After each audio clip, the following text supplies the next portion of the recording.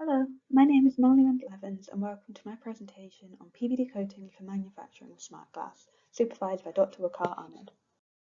More than ever before, renewable energy has become a point of interest in the international community, with many recognising the need to become more reliant on it and make a move away from the more traditional energy sources. One of the big concerns regarding renewable energy in today's age of overpopulation and cramped living is the space that is needed to create effective sources, such as wind and solar farms, and how realistic they are to actually pull off. One way to increase the energy harvesting is to incorporate transparent solar cells into surfaces of high-rise buildings and window panes. The first problem we need to address is the type of solar energy collection we're concerned with. In this particular study, it's the photovoltaic cell. Photovoltaic cell, otherwise known as a PV cell, converts sunlight into electricity using semiconductor materials.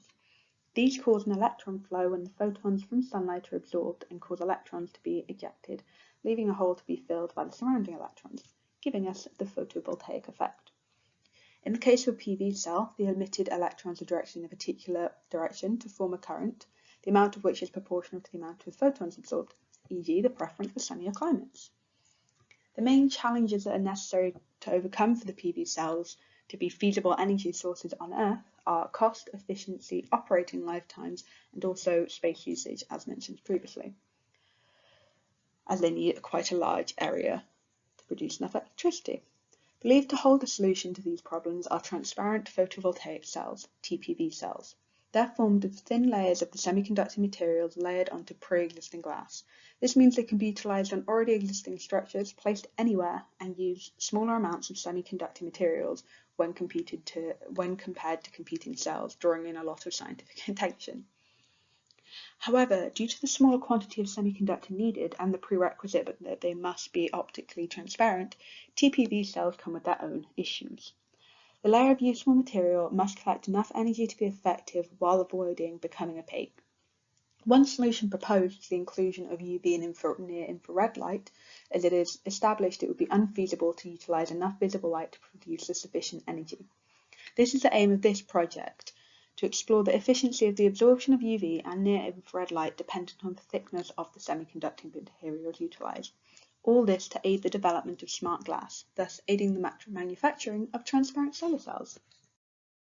As you can see here, the project aims revolve around allowing as much UV and infrared light to be absorbed as possible while the glass remains transparent. This will be done by varying the thickness of the different layers of coating and judging the absorption of non-visible wavelengths. This is all done in order to achieve the highest combination of transparency and efficiency. Here you can see the timeline of studies that was created at the beginning of the project, working from material synthesis on the PVD machine all the way to material analysis on the SEM EDX and the UV vis spectrometer. These will be covered in more detail in later slides. So our samples were prepared with the use of a nano PVD machine, coating with silver vanadium oxide and molybdenum oxide. The process of sputtering will be covered in later slides, but this is how we produced the samples that we would then analyse. So the first layer was silver, known for its electrical conductivity and then solar and thermal performance. This would mean that not all of the non-visible light would go through and some would be reflected back that could then be absorbed by the semiconductor materials. So next is molybdenum oxide. It's the basic semiconductor, and through the absorption of the non-visible wavelength, it would be possible to identify the solar to thermal / electrical conversion. And lastly is vanadium oxide, which is an automatic reversible semiconductor metal phase transition, also known as an SMT. Once it reaches a critical transition temperature of 68 degrees Celsius, as you can see in the diagram in figure 4, it becomes a semiconductor and reflects some near-infrared radiation. So I'll now explain how we produced our samples. So we did it through using a nano PVD machine. As you can see in figure 5, this is what the inside of it looks like. On the left there you've got the substrate plate. This is where we placed the thing that we wanted to be coated.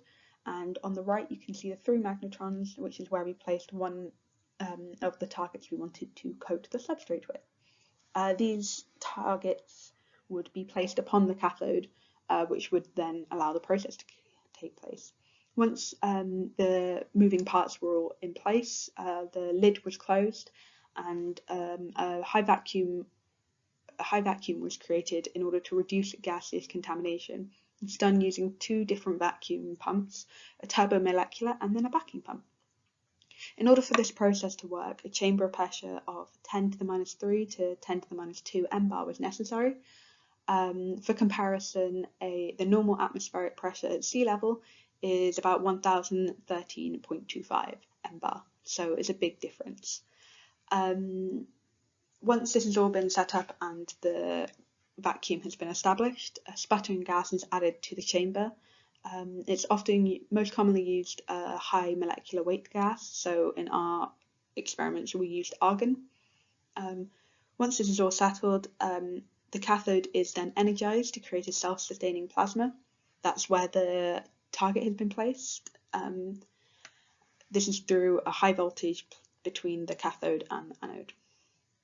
The surface of the target is eroded by the high energy ions within the plasma, so sputtering gas electrons accelerate away from the cathode and collide with the atoms of the sputtering gas.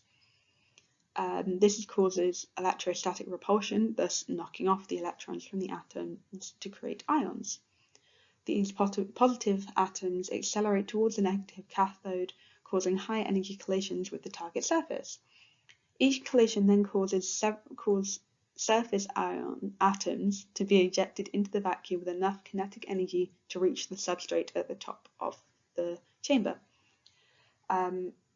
This is where the higher weight molecular gas comes into play, as the more collisions, the more coating you get. These liberated atoms travel through the vacuum and deposit onto the substrate to form a thin film. As you can see here, we've got some pictures produced by the use of the nano-PVD. So figures 6 and 7, the ones on the left and top of the right, were produced from the sputtering of titanium. This was done to check the machine was all in working order. And then figure 8 is vanadium oxide. So as you can see, different targets create different colours. So now we've covered how the samples were produced, we'll now move on to how they were analysed. So originally we were to use a UV vis spectrometer. So as you can see in figure 9, this is the one in JBL we were to use. This machine basically tells us how near infrared and UV light is absorbed and how much of it. This is done by placing the sample in a solution in a cuvette, and then a beam of wavelength 180 to 1100 nanometers is passed through, and the intensity before and the intensity after compared to see how much has been absorbed, and then from there we can move on. Now we can move on to the elemental map of coating on top of the samples. So this tells us where and how much of each different material has been placed on top of the slides. So this is done through the SEM, from electrons hitting the surface of the sample and bouncing off, the detector then registering these scattered electrons and turning them into a picture. With the addition of the EDX, the electron beam hitting the inner shell of the atom and knocking off an electron, this leaves a positively charged hole which another electron fills. The move from the higher energy to the lower energy shell the energy is released in the X-ray, which is then unique to the specific element and transition that has taken place. This gives us a clear picture of what particular materials are where on the samples. Unfortunately, due to issues with the nano-PVD machine, it was largely impossible to complete the sample synthesis, thus meaning that we couldn't complete the analysis or produce any results. However, the anticipated outcomes were as followed. As we increased the thickness of the layer of the semiconductors, the wavelength absorbed would also increase. And while that happened, we assumed that the transparency would remain largely unaffected due to the molybdenum oxide and the vanadium oxide sputtering largely colourlessly and not really having too much of an effect on the transparency. However, as we increased the layer of silver, increase the thickness of the layer of the silver, the higher the percentage of wavelength would be absorbed, as more would be reflected back into the cell itself. However, this would have a large effect on the transparency and render the produced transparent photovoltaic cells as unusable as they would become opaque. I would like to thank Dr. Carr for his support throughout this project and the opportunity for me to complete this project despite it not going to plan, as well as Dr. Essen Norifican and Dr. Vladimir Elkin for their help throughout the project. And here you can see a few of my references. Thank you so much for listening, and I hope you enjoyed it.